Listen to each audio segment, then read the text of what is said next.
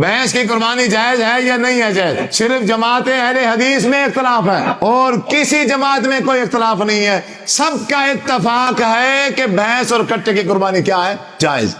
ابھی حال ہی سے کوئی اتنا عرصہ نہیں ہوا، ہمیں اچھی طرح سے یاد ہے، ہم باشعور تھے جب یہ اختلاف شروع ہوا ہے، پہلے نہیں تھا، اور جو ہمارے سلف صالحین ہیں ان کے ہاں بھی اس پر کوئی اختلاف نہیں ہے۔ امام احمد رحمہ اللہ تعالیٰ فرماتے ہیں لا اعرف خلاف ھذا، میں کوئی بندہ ایسا نہیں جانتا، کوئی امام، کوئی محدث، کوئی عالم میرے علم میں نہیں ہے، میں نہیں جانتا کہ جس نے بھینس کی قربانی پہ آ کے اختلاف کر دیا، کوئی اختلاف نہیں ہے۔ اگر ہم لغت کی کتابیں اٹھائیں، عربی لغت کی، تو عربی لغت کی کتابوں میں جب وہ لفظ بکر، بکر گائے کو کہتے ہیں نا عربی میں، جب جو لفظ بکر کی وہ تشریح کرتے ہیں، اس کا معنی لکھتے ہیں، تو اس کے معنی میں وہ گائے کو بھی لکھتے ہیں اور بھینس کو بھی لکھتے ہیں۔ عربی لغت والے ایک نہیں، دو نہیں، سب انہوں نے کہا ہے کہ یہ جو بھینس ہے یہ گائے کی کیا ہے؟ ایک قسم ہے۔ میں صرف اتنا کہوں گا کہ بنی اسرائیلی نہ بنے۔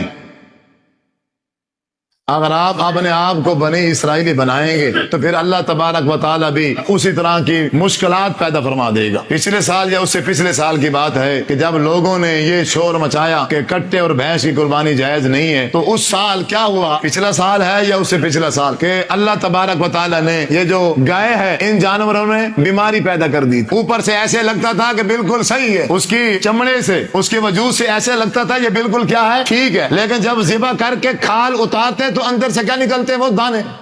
وہ بیماری اس طرح کی تھی۔ اب جس نے چھری پھیر دی ہے، اب پتا چلا یہ تو بیمار ہے، اب بتاؤ وہ سارا سال کیا کرے گا اپنی اس قربانی کا؟ وہ تو سارا سال پچھتائے گا۔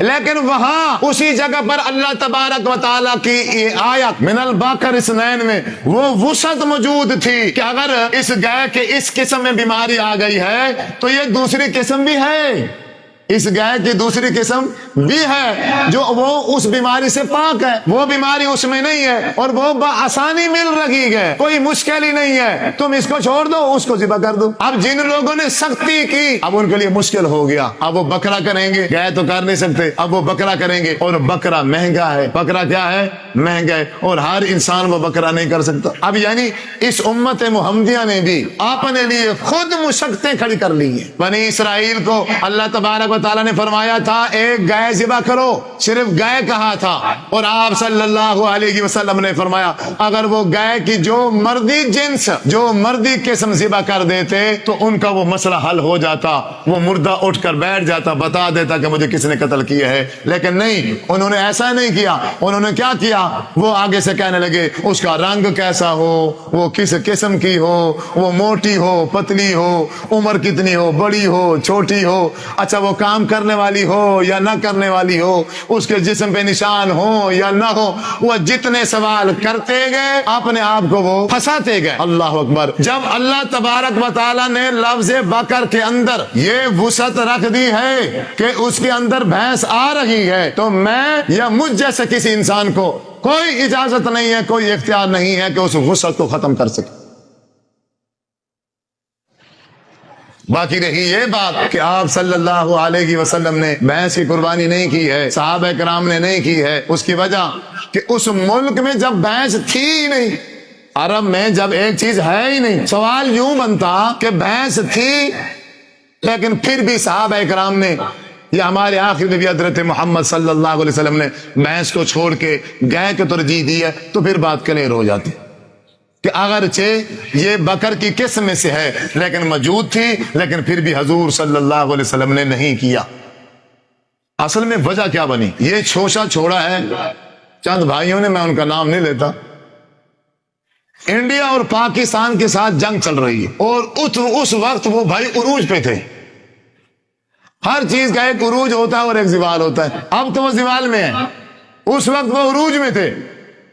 اب انہوں نے ایک نیا شوشہ چھوڑا، میں نہیں کٹے اور بھینس کی قربانی جائز نہیں ہے۔ بھئی وجہ کیا ہے تمہارا یہ شوشہ چھوڑنے کی؟ وجہ یہ ہے کہ لوگ کٹے اور بھینس سے رک جائیں گے اور زیادہ سے زیادہ گائے کو کیا کریں گے؟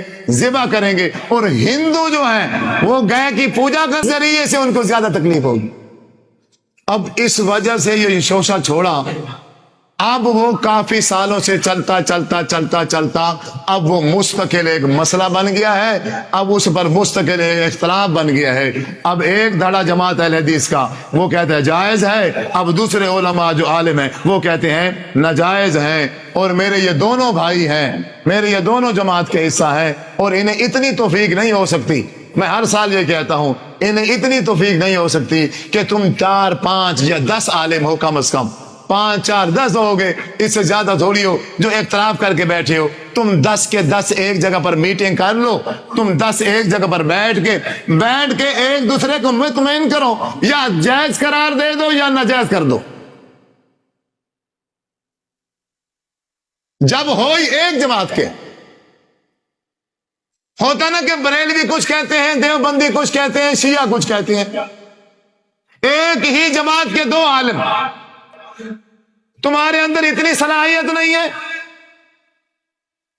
تم بیٹھ نہیں سکتے ہو اکٹھے، وہ وہاں سے بیٹھ کے شوشہ چھوڑتا ہے اور وہ وہاں سے بیٹھ کے، اور یہ سیدھے سادے عوام کہاں جائے؟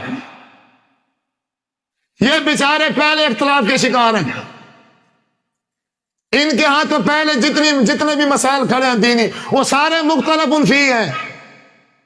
کوئی کہتا رفع الیدین کرو، کوئی کہتا نہ کرو، کہاں جائیں گے؟ کوئی کہتا سینے پہ ہاتھ باندھو، کوئی کہتا ناف کے نیچے باندھو، کوئی کہتا کل خانی کرو، کوئی کہتا نہ کرو، کوئی کہتا میلاد کرو کہ جہنم میں چلے جاؤ گے، کوئی کہتا ہے جنت میں جانے کا ذریعہ یہی ہے۔ کہاں جائیں گے؟ ایک قربانی بچی تھی، اس قربانی کے اندر بھی پھر وہی کام شروع کر دیا۔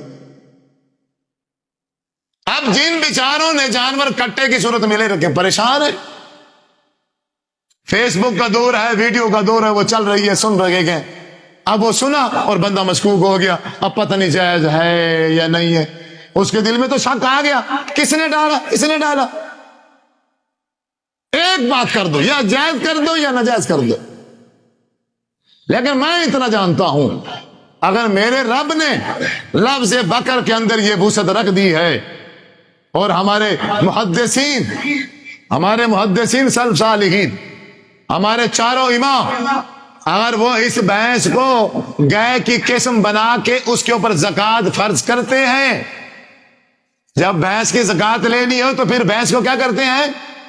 گائے کی جنس بناتے ہیں، گائے کی جنس بنا کے، گائے کی جسم بنا کے پھر اس پہ زکوٰۃ لاگو کرتے ہیں۔ تو میرے بھائیوں، بزرگوں، نوجوان ساتھیوں، یہ بھینس ہو، یہ بھی گائے کا حصہ ہے۔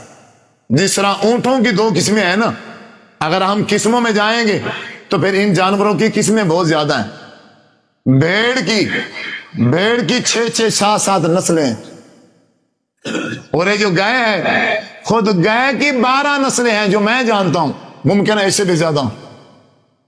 وہ کہتے ہیں جی اس کے مزاج میں بڑا فرق ہے، گائے کے اور بھینس کے مزاج میں بڑا فرق ہے، یہ سست ہے اور یہ پانی میں رہتی ہے اور وہ پانی میں جاتی نہیں ہے، اور گائے بھی ایسی ہیں، ایسی نسل کی گائے ہیں جو بغیر اے سی کے رہ نہیں سکتی، جو ٹھنڈ کے علاوہ رہتی نہیں ہے، اور ہماری گائے ایسی ہیں جو گرمیوں میں رہتی ہیں، پانی میں جاتی نہیں ہے۔